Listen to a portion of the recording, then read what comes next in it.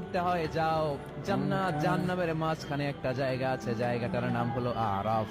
এই আরাফের মধ্যখানে যে দাঁড়া, ওখানে যে মালাকুল মউত কাঁপতে থাকবে। মালাকুল মউত বলবে, আল্লাহ সৃষ্টির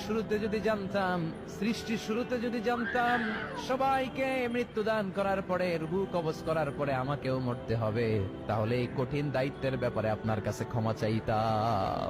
আজকে আমারও যে ভাগ্য বরণ করে নিতে হবে সৃষ্টির শুরুতে, আমি এটা কল্পনাই করতে পারি নাই। আল্লাহ বলবেন, নো টক মুত ইয়া মালাকাল মাউত, মরে যা, মরে যাও।